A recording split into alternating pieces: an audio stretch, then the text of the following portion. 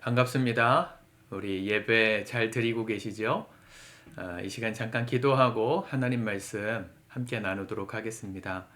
하나님 감사합니다.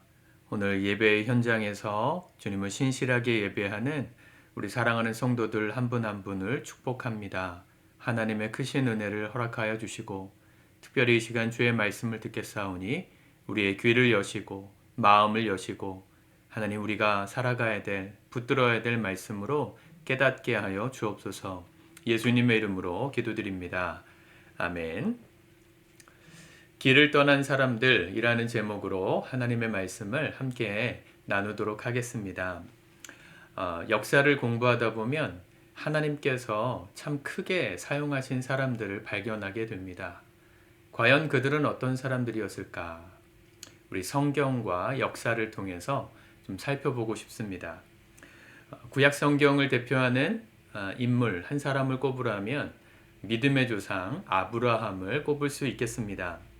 믿음의 조상이라는 별명으로 불린 만큼 하나님을 믿는 사람들에게 있어서는 이 하나님의 자녀들을 대표하는 민족의 또 신앙의 조상으로 그를 상징적으로 말할 수 있겠죠.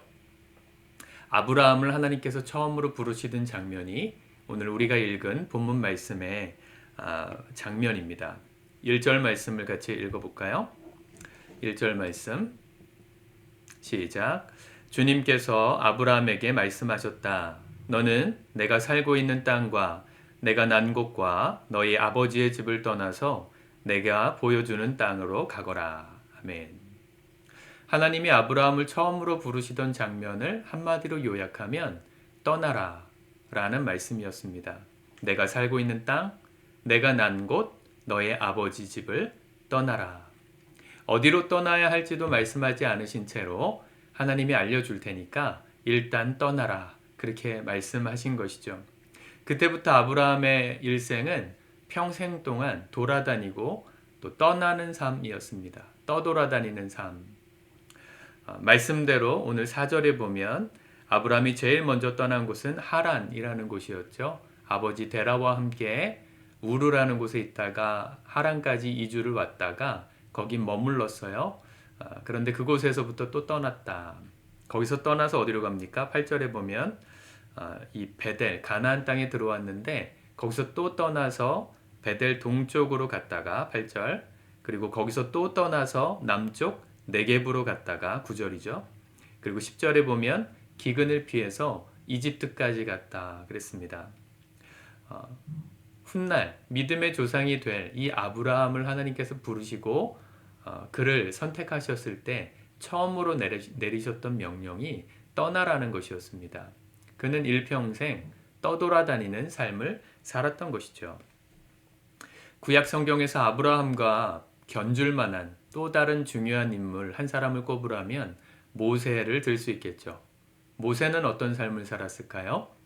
이 모세의 삶을 요약한 사도행전 말씀을 보면 이렇게 되어 있습니다. 사도행전 7장 29절 말씀 같이 읽어볼까요? 시작.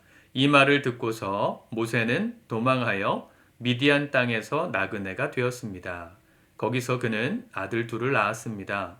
40년이 지난 뒤에 천사가 시내산 광야에서 가시나무 떨기 불꽃 속에서 모세에게 나타났습니다. 모세는 아시다시피 이 이집트의 공주의 양자로 이렇게 입양돼 가지고 이집트의 왕자로 크죠. 일평생 왕자의 신분을 가지고 이집트 전역을 돌아다녔을 겁니다. 유대인들의 전승에 의하면 이 모세가 왕자 시절에 이 이집트의 군대를 이끌고 아프리카, 에티오피아 원정길에 10년 동안 동행했다. 이런 글이 나옵니다. 그러니까 이집트 전역을 돌아다녔고 또 거기서 먼 아프리카, 에티오피아까지 원정길을 떠났을 만큼 모세는 먼 거리를 돌아다녔던 사람이에요. 나이 40세가 되었을 때 자신의 민족인 이스라엘 노예가 고통당하는 걸 보고 분개하여서 이스라엘의 노예 해방 운동을 시작했는데 그것이 바로에게 발각되어서 도망치죠. 그래서 오늘 사도행전 말씀처럼 그 길로 도망해서 미디안 땅, 광야로 도망갑니다. 거기서 40년을 살았어요. 그리고 40년 뒤에 하나님이 떨기나무 불꽃 가운데서 그를 부르시고 민족의 해방자로 다시금 이집트로 들어가게 하십니다. 이집트에서 도망해서 미디안 땅까지 갔고 미디안에서 다시 이집트로 왔죠. 그리고 10가지 재앙을 쏟으면서 마침내 출애굽의 역사를 이루고 그리고 나서 모세가 했던 것은 또다시 떠나는 거였습니다. 홍해를 건너고 미디안 광야를 지나고 신광야를 지나 이 사우디아라비아가 있는 모든 반도를 지나서 나중에는 그 요르단에 있는 느보산이라는 곳까지 가나안 땅이 보이는 그 산에서 죽기까지 한마디로 모세는요. 그 당시 함께 살았던 이스라엘 민족 중에서 가장 넓은 지역을 돌아다녔던 사람입니다. 하나님이 그를 민족의 지도자로 세우시고 사용하셨음을 성경이 증언하는 것이죠. 자, 이렇게 믿음의 조상 아브라함, 출애굽의 모세, 다들 엄청나게 돌아다닌 사람들이었습니다. 구약 성경은 하나님께 쓰임받았던 사람들이 한결같이 먼 거리를 돌아다닌 사람들이었음을 증언합니다. 신약은 어떨까요? 신약 성경의 대표 인물 두 사람만 볼까요? 먼저는 예수님입니다. 예수님은 어떤 인생을 사셨죠? 태어나시자마자 유다 베들레헴에서 태어나셨고 태어나시자마자 헤롯 대왕의 이 사내 아이를 죽이라는 그 명령에 의해서 부득이 부모와 함께 이집트로 피난을 가셨습니다. 2살도 되지 않았던 갓난 아기 때 이집트까지 피난을 갔다가 돌아오시죠. 돌아오신 다음에는 갈릴리 나사렛에서 30년 가까이 아버지를 도와서 목수일을 하다가 이제 때가 되어서 하나님의 아들로서의 공생애를 시작하셨죠. 그 공생애를 시작하심과 더불어서 예수님이 하신 삶, 예수님이 감당하신 삶은 끊임없이 이스라엘 전역을 돌아다니시는 삶이었어요. 북쪽 갈릴리에서 남쪽 예루살렘까지, 그리고 그 당시 유대인들이 지나다니지 않던 중간에 있었던 사마리아 광야까지 예수님은 끊임없이 3년 반 동안 계속해서 돌아다니시면서 뭐 하셨습니까? 병든 자를 고치시고 죽은 자를 살리시고 하나님 나라 복음을 전하시는 삶을 사셨어요. 십자가에서 죽으시고 부활하신 예수님, 제자들을 남겨두시고 하늘로 승천하실 때 제자들에게 하셨던 말씀도 이와 마찬가지의 말씀이었습니다. 마가복음 16장 15절 말씀, 그리고 사도행전 1장 8절 말씀 이어서 읽어볼까요? 시작. 또 예수께서 그들에게 말씀하셨다. 너희는 온 세상에 나가서 만민에게 복음을 전파하여라. 오직 성령이 너희에게 임하시면 너희가 권능을 받고 예루살렘과 온 유대와 사마리아와 땅끝까지 이르러 내 증인이 되리라 하시니라. 아멘. 한마디로 예수님은요, 그 당시 세상, 예루살렘, 유대, 그리고 사마리아에 이르는 이스라엘 전역을 포함해서 땅끝, 그 온 세상을 다니면서 복음을 전파하라고 제자들에게 유언처럼 말씀하시고 하늘로 올라가셨습니다. 그리고 그분의 제자들이었던 12 제자는 예수님의 그 말씀을 순종하여서 일평생 그들이 갈 수 있는 그 온 세상, 땅끝까지 예수님의 말씀을 전하기 위해서 증인되어서 살아갔습니다. 예수님이 참 많이 돌아다니셨다는 사실을 알고 계셨나요? 이 신약 성경에서 예수님과 견줄 만한 또 한 명의 인물, 사도 바울이죠. 사도 바울은 어떻게 살았을까요? 당연히 멀리 돌아다녔겠죠. 잘 아시죠? 바울이 회심한 다음에 3번에 걸쳐서 그 당시 이 팔레스타인, 가나안 땅, 그리고 그 위에 있는 소아시아, 튀르키예, 그리고 거기서 바다를 건너서 유럽까지 3차례에 걸쳐서 전도 여행을 다닙니다. 바울의 전도 여행 기록이 사도행전에 3번이나 나오잖아요. 그렇게 수많은 길들을 걸어서 다녔어요. 제가 그 개척을 하고 첫 해에 아내와 함께 튀르키예를 갔다 왔는데, 그때 그 버스를 타고 정말 오랫동안 이동하는데 갑자기 한 산맥을 이렇게 넘어가더라고요. 구불구불 산을 넘어가는데 거기가 토러스 산맥이다 그러더라고요. 그 토러스가 이 사도행전에 나옵니다. 바울이 마가를 데리고 1차 전도여행을 가다가 마가가 힘들어서 도망쳤던 곳이 그 토러스 산맥이었거든요. 거기를 지나서 이고니온 평원, 아주 끝도 없는 평지가 펼쳐지는 그곳까지 전도하러 가요. 거기를 다 지나다녔어요. 감회가 새롭더라고요. 이거 어떻게 걸어 다녔지? 말을 타고 다녔어도 보통 거리가 아니니까, 버스를 타고도 몇십 시간을 가니까 엄청난 거리를 돌아다녔구나. 3번만 한 게 아닙니다. 3차 전도 여행을 마치고 바울이 예루살렘으로 들어가죠. 거기서 체포돼요. 로마 군병들에게 체포되어서 바로가 아니죠. 로마 황제 시저에게 재판을 받겠다고 상고하는 바람에 바울이 어디까지 가냐면 그 당시 세계의 수도였던 로마까지 갑니다. 로마에 가서도 복음을 전했죠. 유대인들의 전승에 의하면 거기서 끝난 게 아니었어요. 바울이 로마에서 가택연금 됐다가 잠깐 풀려났던 적이 있었는데, 그때 거기 로마에서 그 당시 세상의 끝이라고 하는 유럽의 서쪽, 서바나, 지금의 스페인까지 4번, 5번에 걸쳐서 전도 여행을 했다는 기록이 있습니다. 지금 많은 젊은이들이 유럽의 산티아고 순례길을 걷잖아요. 30일 가까이 걸어서 한 1000km 가까이를 걸어가는 순례길이 있는데, 그 길이 원조격이 사도 바울이 갔던 길이에요. 그 당시 땅의 끝이 서바나, 스페인이었다고 생각했기 때문에 예수님이 제자들에게 하신 말씀처럼 바울도 온 세상을 돌아다니면서 복음을 전하기 위해 힘썼었던 사람이죠. 신약에 등장하는 그 어떤 사람보다 바울은 가장 넓은 지역을 가장 많이 돌아다닌 사람이었습니다. 잘 듣고 계시죠? 이게 방송으로 설교 듣고 계시는 거라 제가 현장의 반응을 느낄 수가 없어서 여러분들이 졸려하면 좀 재밌는 이야기도 섞고 이러는데 제가 원고대로만 읽고 있습니다. 정리해 볼까요? 구약의 대표 인물 아브라함, 모세 하나같이 다 엄청난 거리를 돌아다닌 사람들이었고요. 신약에 나오는 예수님과 사도 바울도 가만히 앉아서 찾아오는 사람들에게 복음을 전하신 게 아니라 땅 끝까지 돌아다니면서 끝도 없이 돌아다니시면서 사람들을 치유하고 복음을 전하셨던 사람들입니다. 넓은 지역을 돌아다니면서 다양한 세상을 경험하고 다양한 사람들을 품을 수 있을 만큼 마음의 그릇이 커진 사람들을 하나님이 위대하게 사용하셨다는 사실을 성경은 증언하고 있는 것입니다. 그런데 여러분, 이건 어디까지나 성경의 이야기잖아요. 성경에 나오는 사람들은 이렇게 하나님께서 먼 거리를 돌아다닌 사람들을 쓰셨다는 걸 이해할 수 있다면 이 성경의 원리가 일반 역사 속에서도 그대로 적용되었을까요? 아니면 다른 원리로 돌아갔을까? 성경의 원리와 세상의 역사가 같을까요? 다를까요? 할 얘기가 너무 많은데 간단하게 한 가지 케이스만 봅시다.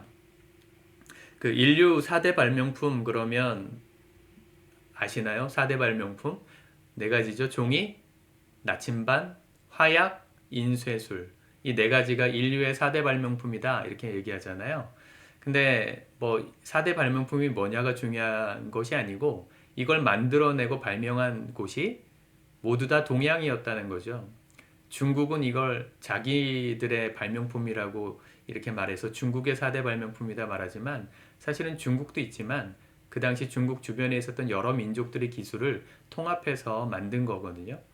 어쨌든 중요한 건 동양이 서양보다 훨씬 발전되어 있었다는 거예요. 그런데 지금 우리가 사는 세상은 어떻습니까? 동양의 기술이 서양의 기술을 압도하나요? 아니면 서양의 기술이 동양의 기술을 압도하나요? 단순하게 말하고 비교하기는 어려울 수 있지만 쉽게 얘기하면 지금 우리가 입고 다니는 이 옷 어디 거죠? 어느 나라 스타일이에요? 서양 스타일이죠. 한국 스타일은 아니잖아요. 그죠? 양복이라 그러고 또 학교 스타일도 초가집, 기와집 이렇게 짓지 않고 서양식 건물로 벽돌로 짓습니다. 왜 이렇게 됐을까요? 원래 동양이 서양을 압도하던 문명권이었는데 언제부터 서양이 동양을 압도하기 시작했을까? 그 시점을 역사가들은 지리상의 발견 시대 때부터였다고 생각합니다. 지리상의 발견. 원래 지구가 평평하다고 생각했잖아요, 사람들은. 그래서 바다 끝에 가면 거기 불지옥이 있어가지고 밑으로 떨어져서 지옥에 떨어진다. 그렇게 믿던 시대에 바다가 끝이 없다는 것. 그래서 지구가 둥글다는 것을 발견했던 그 시대. 대항해 시대가 바로 지리상의 발견 시대지 않습니까? 그때부터 서양이 동양을 압도하고 추월하기 시작했다. 이렇게 얘기를 합니다. 목숨을 걸고 배를 타고 바다로 나갔던, 그래서 지구가 둥글다는 것도 발견하고 아메리카 신대륙도 발견하고 세계를 돌아다니면서 세상을 발견했던 사람들이 전 세계의 패권을 장악하기 시작했다고 역사가들은 말하죠. 그 세계의 패권을 최초로 장악했던 나라가 어딘지 아십니까? 포르투갈이에요. 포르투갈. 포르투갈은 그 스페인 바로 위에 있는 유럽의 변방에 있는 나라거든요. 굉장히 약소국이었는데 그 나라가 어떻게 세계를 제패하는 패권 국가가 될 수 있었을까? 그 나라에 엔히크 왕자라는 사람이 있었기 때문입니다. 나라가 워낙 변방이 있다 보니까 나라가 발전하려면 유럽 내륙으로 들어가면 안 돼요. 거긴 이미 강성한 나라들이 너무 많아서 나라가 발전하려면 그 당시에 나가면 죽는다고 생각했던 바다를 개척해야 된다고 생각하고 국립항해학교를 만듭니다. 그 학교를 만들어서 배를 만드는 기술을 개발하고 항해술을 개발하고 이 포르투갈 젊은이들을 끊임없이 바다를 향해서 나갈 수 있는 항해사들로 길러냈어요. 하나님을 사랑하고 성경을 늘 가까이 하고 기도했던 이 애니크 왕자가 세운 이 항해 학교를 통해서 포르투갈이 강대국이 될 수 있었다는 거죠. 여러분들 잘 아시는 아프리카의 희망봉을 발견한 사람 누굽니까? 바르돌로메 디아스, 그렇죠? 또 인도까지 가는 항로를 개척한 사람 바스코 다가마. 그 다음에 세상을 최초로 세계 일주를 최초로 했던 사람, 그렇죠? 마젤란, 그렇죠? 페르디난도 아니죠. 페르디난드 마젤란. 예, 이 세 사람의 공통점은 포르투갈 사람이라는 거죠. 이 항해학교 출신입니다. 목숨을 걸고 항해를 통해서 지구가 둥글다는 사실을 발견한 사람들에 의해서 인류 최초의 패권 국가가 세상에 등장했던 겁니다. 그때부터 세계사는 서양 중심으로 돌아가기 시작해요. 서양 속담에 그런 말이 있습니다. 누가 이기는가? 여행하는 자가 이긴다. 돌아다니는 사람이 이긴다는 겁니다. 실제로 목숨 걸고 돌아다니면서 견문을 넓히고 다양한 사람들을 다양하게 만나보았던 사람들이 세상을 지배하고 인생이라는 전쟁에서 승리했다는 것. 성경과 마찬가지로 인류의 역사도 많이 돌아다닌 사람이 주도했음을 알 수 있습니다. 여러분, 우리가 사는 세상이 그냥 우연히 돌아가는 것 같지만 사실 그렇지 않습니다. 세상에 돌아가는 원리는 성경의 원리와 같아요. 왜냐하면 세상을 만드신 분이 하나님이시기 때문이죠. 그 하나님이 우리에게 세상을 살아갈 지혜를 담아주신 책이 성경이에요. 성경의 원리를 제대로 공부하면 세상을 움직이는 리더가 될 수 있습니다. 성경을 읽고 역사를 보면 성경의 원리가 얼마나 정확하게 세상 가운데 작동하고 있는지를 볼 수 있습니다. 아마 이렇게까지 얘기하면 역사를 좀 공부하신 분들은 제가 방금 말씀드린 그런 세계의 패권을 장악했던 국가들이 저질렀던 만행, 제국주의의 폐단을 떠올리실 겁니다. 얼마나 악행을 많이 했습니까? 노예 무역을 하고 인종을 차별하고 식민 지배를 하면서 다른 나라의 민족을 괴롭혔던 이 제국주의의 어두운 그늘이 있잖아요. 그렇습니다. 역사에는요, 긍정적인 것도 있고 부정적인 것도 있어요. 그러면 성경의 원리를 따라 많이 돌아다닌 사람들이 세상을 지배하고 영향력을 끼친 이 원리가 돌아갔는데 왜 하나님께서 역사하시는 그 원리가 세상에서 악으로 돌아가는 부작용이 생겼을까요? 성경과 역사의 원리가 똑같이 돌아가지만 이런 부작용이 나타난 데는 이유가 있습니다. 길을 떠나서 멀리 떠나는 것만이 절대적인 진리가 아니라는 사실이죠. 멀리 돌아다니는 경험이 하나님이 아니에요. 경험이 하나님이 아니라는 얘기예요. 경험만 해서는 안 되고 경험 가운데 뭐가 필요합니까? 경험 가운데 하나님이 함께 하시는 예배의 삶이 있을 때 이것이 선하게 돌아갈 수 있다는 걸 기억해야 합니다. 오늘 창세기 말씀이 그걸 보여줘요. 창세기 12장 7절에서 8절 말씀 제가 써놓은 부분만 같이 읽어볼까요? 시작. 아브라함은 거기에서 자기에게 나타나신 주님께 제단을 쌓아서 바쳤다. 아브라함은 또 거기에서 떠나 거기에서도 제단을 쌓아서 주님께 바치고 주님의 이름을 부르며 예배를 드렸다. 아멘. 길을 떠나서 많은 경험을 해야 합니다. 그러나 동시에 가는 곳마다 뭘 해야 된다고요? 하나님을 예배하는 예배의 제단을 쌓을 때, 그럴 때 이 성경의 원리가 악하게 돌아가는 부작용으로 돌아가지 않도록 막을 수가 있는 거예요. 그래서 오늘 설교의 제목이 두 가지인 겁니다. 길을 떠난 사람들, 동시에 walking with Jesus, 예수님과 함께 걷는 삶. 길을 걷는데, 길을 떠나는데 홀로 하나님 없이 떠나는 게 아닙니다.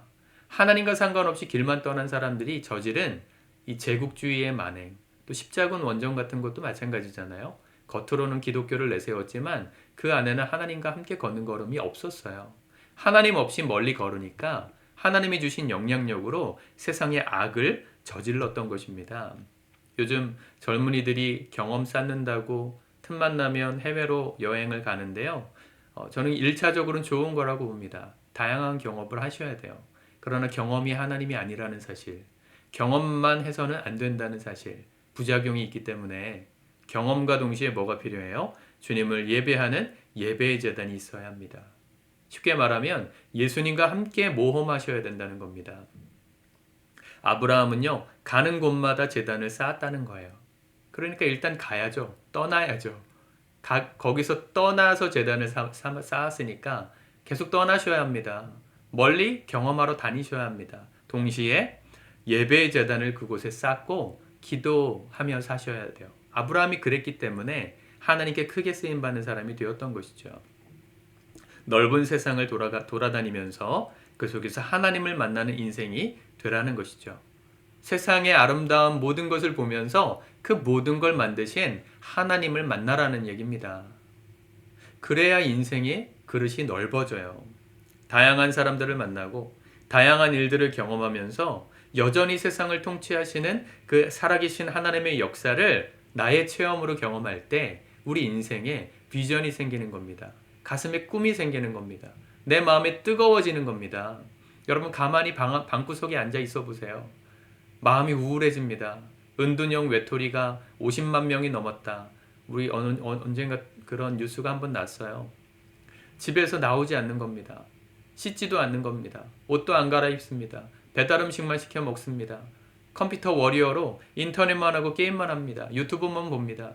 그게 자기에게 기쁨이라고 그걸 붙들고 사는, 물론 그렇게 살고 있는 안타까운 청년들의 사정을 제가 알지만, 너무 아프고 힘든 건 알지만, 그렇다고 그곳에 갇혀 있으면 인생은 계속 우울해지는 거예요. 일단 떠나야 돼요. 떠나야 인생이 가슴 뜨거워지는 일들을 경험할 수 있는 겁니다. 넓은 세상으로 가서요, 다양한 사람들을 만나봐야죠. 때로는 그 안에서 억울한 일도 좀 당하고 오해도 받아보고 위험한 일도 좀 겪어보면서 우리의 가슴이 커져야, 그래야 내가 할 일을 찾고 세상을 변화시켜 갈 수 있지 않겠습니까? 밖에 나가서 상처받아 본 사람만이 상처받은 사람들의 마음을 이해할 수 있는 거죠. 내가 멸시를 받고 오해를 받아본 사람이 그런 오해 가운데 고통받고 있는 사람들의 마음을 진심으로 위로해 줄 수 있는 거 아닙니까? 김혜자 씨가 그랬어요. 자기는 연기밖에 못하는 사람이었다고. 살림도 못하고 아무것도 못하는 바보인데 자기의 눈을 열어줬던 계기가 뭐냐면 유니세프와 함께 아프리카에 갔을 때, 아프리카에 가서 가난하고 힘든 신음하는 사람들을 만났을 때 내 인생에 대한 회개가 생겼다, 그런 얘기 하더라고요. 여러분, 내 안에 갇혀 있으면 내 인생이 좋은지 나쁜지 모릅니다. 누구와 상대적으로 비교해서 내가 우월하다 그걸 느끼라는 게 아니고요. 내 인생의 눈이 다양한 사람들을 통해 넓어져야, 그래야 나의 작은 고통도 견딜 힘이 생기고요. 누군가의 아픔도 위로하고 돌아볼 마음에 여유가 생기는 것입니다. 제가 시간 관계상 다 살펴보진 않았지만 이스라엘 역사상 황금 시대를 열었던 제왕 다윗도 비슷한 삶을 살지 않았습니까? 사울 왕에게 쫓겨가지고 10년 가까이 도망 다녔습니다. 도망 다니면서 다윗이 뭘 봤을까요? 바위 뒤에도 숨고 광야에도 숨고 마을에도 숨고 제사장 집에도 숨고 하면서 뭘 봤을까요? 그가 단순히 도망 다닌 게 아니고요. 도망 다니면서 뭘 봤냐면 사울의 통치 하에서 고통받고 신음하는 백성들의 삶을 보았어요. 높은 왕궁에 앉아가지고 호의호식하면서 백성들을 어떻게 사는지 하나도 모르는 그런 정치인 아니었고요. 실제로 그들이 아픈 자리에 함께 가서 함께 아파해보고 함께 고난당해 봤던 다윗이었기 때문에 그가 왕이 되었을 때 선정을 베푸는 위대한 제왕이 될 수 있었던 거 아닙니까? 또 때로는 그렇게 쫓겨다니다가 블레셋 같은 이방 나라에 도망가기도 했습니다. 이방 나라들에 가서 뭘 봤을까요? 그 나라의 강점이 뭔지, 이 나라는 이게 강하구나, 철병거가 있구나, 또 그 나라의 약점은 뭔지, 이 나라는 이게 약하구나, 그걸 보면서 배우지 않았겠어요? 그러니까 다윗이 왕이 되었을 때 그 주변 나라들을 차례차례 점령하면서 이스라엘의 평화 시대를 열 수 있었던 것은 그렇게 돌아다니면서 경험했던 하나님의 지혜로 나라를 이끌었기 때문에 가능했던 겁니다. 여러분, 하나님과 함께 비록 도망다니는 신세였지만 어쩔 수 없이 돌아다녔지만 하나님과 함께 가는 곳마다 예배하며 가는 곳마다 찬양의 시를 쓰면서 시편이 다윗이 그리잖아요. 찬양의 시를 쓰면서 예배의 제단을 쌓았던 다윗이 이스라엘에서 크게 쓰임받는 하나님의 사람이 되었잖아요. 사랑하는 성도 여러분, 일단 집 밖으로 나가시길 축복합니다. 일단 떠나세요. 집 밖으로 나가서 산책이라도 시작하십시오. 운동 삼아서 길을 걸으면서 주님을 찬양해 보세요. 주님의 말씀을 들어보세요. 기회가 주어진다면 더 큰 세상으로 나가서 다양한 경험도 하시길 바랍니다. 그냥 놀러만 다니지 마시고요. 길을 떠난 그 자리에서 주님께 예배하는 제단을 쌓아 보십시오. 그렇게 주님과 함께 길을 떠나다 보면요, 우리 가슴을 뜨겁게 하는 인생의 비전을 만나게 되고 사명을 발견하게 되는 것입니다. 어제부터 우리 교회 성도님들 7분과 함께 저까지 8명이 부산 해파랑길을 걷고 있어요. 지금 열심히 걷고 있을 겁니다. 제가 미래에서 온 편지처럼 이렇게 영상을 녹화하고 있는데 단순히 길을 걷고 트레킹을 하려는 목적이 아니었습니다. 하나님을 믿는 우리 성도들과 함께 이렇게 좋은 자연이 아름다운 이 봄에 함께 길을 걷고 바다를 보고 자연 만물을 경험하면서 그걸 만드신 하나님의 손길을 느끼고 싶었기 때문이에요. 함께 걷는 성도들과의 대화 속에서 임재하시는 하나님의 은혜를 경험하고 싶었기 때문에 트레킹을 제안하고 갔던 것입니다. 여러분, 주님과 함께 길을 떠나는 제일 좋은 방법, 교회에서 하는 프로그램에 참여하십시오. 적극적으로. 황금 연휴니까 뭐 하고 쉬어야 되나? 무슨 영화를 봐야 되나? 다 좋은 거지만 여러 가지 부득이한 사정으로 못 가신 분들도 계시겠지만 다음번에는 꼭 이런 기회가 있을 때 함께 하십시오. 적극적으로 참여하는 거예요. 안 믿는 사람들하고 같이 가봐야 거기서 술밖에 더 마시겠습니까? 거기서 영화밖에 더 보겠습니까? 거기 민속춤 이런 거밖에 더 보겠습니까? 그런 거 많이 경험하는 게 나쁘다는 게 아니라 그것만 해서는 안 된다는 거예요. 우리의 경험은 하나님과 함께 할 때 의미가 생겨지는 것이고 세상의 부작용이 사라지는 것입니다. 기회가 되면 저는 여러분들과 함께 성지순례도 좀 같이 갔으면 좋겠어요. 제가 하나님께 받은 복 중에 여러 가지 복이 있지만 벌써 시간이 28분이나 지났네요. 이게 정신없이 녹화하다 보니까 여러분들 잘 듣고 계시죠? 아멘 한번 해봅시다. 아멘. 네, 이게 지금 온라인으로 다 중계되고 있으니까 영상이 남아 있겠죠? 다시 한번 아멘 해볼까요? 아멘 하셨겠죠? 제 인생에 주신 축복 중에 한 가지가 저는 제 어떤 경제적 상황으로는 할 수 없는 참 많은 경험들, 특별히 여행을 하게 하셨다는 게 축복 중에 하나였습니다. 미국에서 3년 동안 대학원 공부를 했는데 보통 유학을 간다고 말하지만 대부분은 3년 동안 그냥 학교 도서관에 짱 박혀가지고 수업만 듣다가 돌아오는 분들이 많습니다. 그 학교를 공부하고 이런 건 좋은데 사실은 경험으로 따지면 그렇게 많은 경험을 하기는 어려워요. 근데 참 감사하게도 하나님이 저를 3년 내내 참 다양한 곳을 가게 하셨고 보게 하셨고 경험하게 하셨습니다. 미국 전역을 돌아다녔어요. 입학 첫 해에는 오클라호마에 가가지고 드넓은 초지, 정말 별이 쏟아지는 그 대자연 속에서 캠핑을 했었어요. 제가 하고 싶었던 건 아니고 저는 차가 없으니까 함께 먼저 유학 갔던 형님들이 가신다길래 안 갈 수가 없어서 같이 갔는데 너무 잊지 못할 추억이 되었습니다. 디트로이트에서 열린 한글학교 교사 전체 미국 연수회가 열렸는데 거기에 공짜로 갔어요. 거기 가가지고 제 평생 그 뭐죠? 그 긴 차 뭐죠? 리무진? 호텔에서 보내준 리무진도 타보고 하얏트 호텔에서 잠도 자보고 제 돈 주고 하지 않았는데 하나님이 경험시켜 주셨어요. 수십 년 동안 미국에서 사셨던 한인분들을 수천 명을 만나고 함께 그들의 이야기를 들으면서 한국에서 한인으로 미국 사회에서 살았던 그 마이너리티들의 삶, 어려웠던 삶을 들었습니다. 포드 박물관에 가가지고 라이트 형제가 만든 최초의 비행기도 봤고요. 포드의 자택도 가봤고요. 예, 그때 경험이 아직까지 저에게 생생해요. 또 제가 살았던 텍사스 주 안에 있던 주요 도시들, 달라스, 휴스턴, 샌안토니오 다 가봤습니다. 샌안토니오의 리버워크, 서울의 청계천의 모델이 되었던 곳인데 거기를 걸으면서 맛있는 커피를 마셨던 게 지금도 생각이 나고요. 또 대서양 바다가 보이는 플로리다 잭슨빌이라는 마을에 가서 일주일 동안 수업을 들으면서 미국의 대형 교회를 탐방하기도 했습니다. 제 돈 주고 간 게 별로 없어요. 수업으로 갔고 여행으로 갔어요. 졸업을 6개월 앞둔 시점부터는 미국의 대형 교회들을 다 11곳을 탐방했더라고요. 백인들만 모이는 백인 교회도 가보고 또 흑인들만 모이는 흑인 교회도 가보고 흑인들 정말 예배 열정적으로 드려요. 오프닝 찬양만 1시간 반을 드리고 설교는 1시간 반을 하고 끝나는 찬양을 1시간을 해요. 지금도 그 충격이 잊어지지가 않습니다. 헌금을 하는데 헌금 바구니가 이렇게 돌아가는데 1시간 동안 찬양을 하면서 성도들이 헌금 이 달러를 손에다 들고 막 흔들어요. 오퍼링. 이게 왜 그 구약에 보면 이 소제라는 게 있잖아요. 제사법 중에 요제가 흔들어서 하나님께 드리는 거라는데 그 요제를 한다고 막 1시간 30분 동안 흔들면서 헌금을 드리는 그 장면도 보고 여러분들 잘 아시는 긍정의 힘 조엘 오스틴 목사님이 심무하는 휴스턴에 있는 레이크우드 교회도 가봤고요.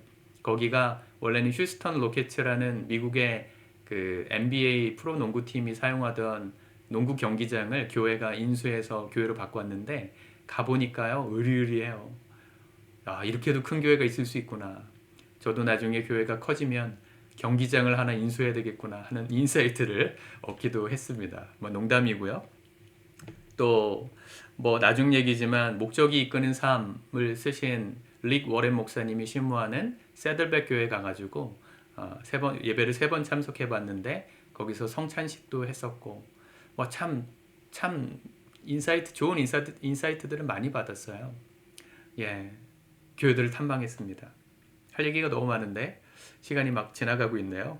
졸업을 하고 나서 2달 동안은 미국 전역을 돌았어요. LA에 딱 일단 비행기 타고 가가지고 1달 동안 LA 다운타운 다 돌아다녔습니다. 할리우드 거리, 유니버셜 스튜디오, 그리피스 천문대 제가 차 끌고 다 돌아다니면서 봤어요. 디즈니랜드 또 거기서 차 끌고 라스베가스까지 운전해서 가가지고 라스베가스에 이렇게 도박장 그런데도 호텔도 들어가 보고 또 거기서 더 가서 그랜드 캐년에서 일주일 동안 또 생활도 해보고 대자연을 보고 저는 그렇게 여행을 좋아하는 사람이 아니었는데 지금 생각해보면 그때 그런 경험 안 했으면 언제 했을까. 또 거기서 또 돌아와가지고 14시간 동안 차를 타고 언젠가 말씀드린 적 있죠. 그 켄터키의 루이빌까지 그 후배 전도사님을 축복해주러 갔다가 돌아오다가 그 폭풍을 만나가지고 죽을 뻔했던 이야기.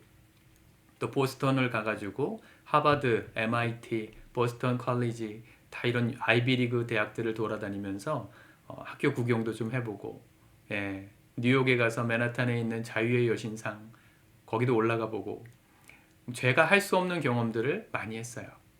한국에 돌아와서는 사역하면서 주로 단기 선교 다니면서 하나님이 해외를 보내셨는데 첫 해에는 태국 거기 갔었고 둘째에는 인도에 갔어요.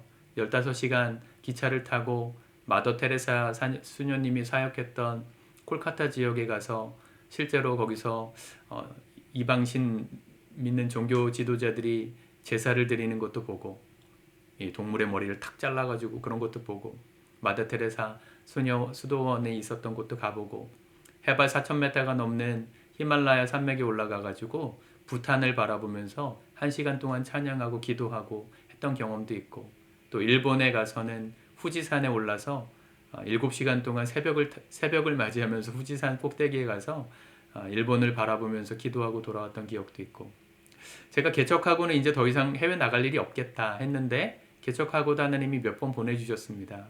개척 첫 해에 아까 말씀드린 대로 아내와 함께 튀르키예 열흘 동안 다녀왔는데, 거기가 사도 바울 이 사도행전의 현장이잖아요. 사도 바울이 전도 여행했던 거기를 다 돌아다녔고요.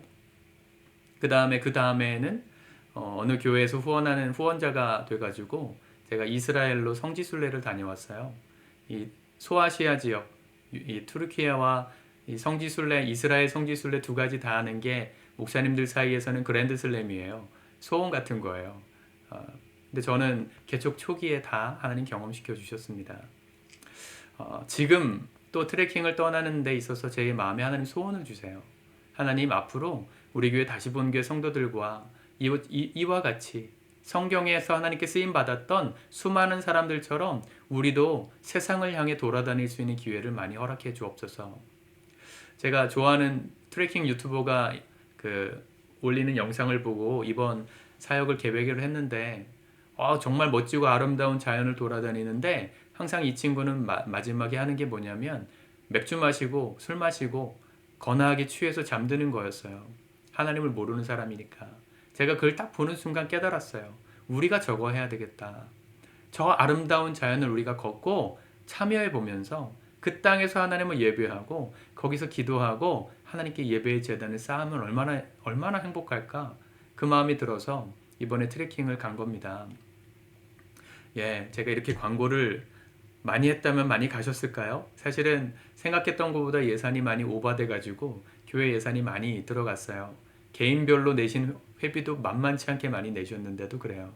다음번에는 좀 더 잘 준비해서 함께 더 많은 분들이 더 좋은 환경 속에서 길을 떠났으면 좋겠습니다. Walking with Jesus. 앞으로 성도들과 더 많은 곳으로 돌아다닐 수 있게 해주소서. 돈 많이 들여서 만난 거 먹고 좋은 것만 구경하는 경험이 아니라 그 경험 안에 하나님을 함께 예배하는 제단을 쌓고, 찬양하는 찬양의 제단을 쌓고, 그 땅을 중보하는 기도의 제단을 쌓고 돌아오는 그런 일들이 우리 다시 본 교회는 풍성하게 일어나기를 함께 기도해 주시고 축복해 주셨으면 좋겠습니다. 다시 말씀드리지만 이번에 못 가셨던, 특별히 우리 청년들 아이 없을 때 꼭 가셔야 됩니다. 이번에 가고 싶어도 못 간 우리 아기 엄마들, 아빠들 계시거든요. 그분들처럼 되시기 전에 여러분들 혼자일 때 기회가 있으면 또 함께 갔으면 좋겠습니다. 우리 성지순례도 함께 갔으면 좋겠습니다. 그곳에서 하나님을 예배할 때 누군가의 마음에는 하나님의 위로를 주실 것이고, 누군가의 마음에는 하나님의 큰 비전을 주실 것이고, 우리 인생을 송두리째 바꾸는 가슴 떨리는 사명도 발견하게 되리라 믿습니다. 주님과 함께 믿음의 모험을 출발하는 길을 떠난 사람들이 되실 수 있기를 우리 주님의 이름으로 축복합니다. 아멘. 네, 이 시간에 마음으로 드리는 고백, 잠깐 우리 은혜들을 좀 기록하고 이번에 참여하지 못한 것들에 대한 반성도 좀 기록하고 함께 기록한 다음에 우리 전도사님의 인도를 따라서 우리 마무리 찬양하시고 또 주기도문 하시고 오늘 예배를 마무리하시면 좋겠습니다. 축복합니다. 감사합니다.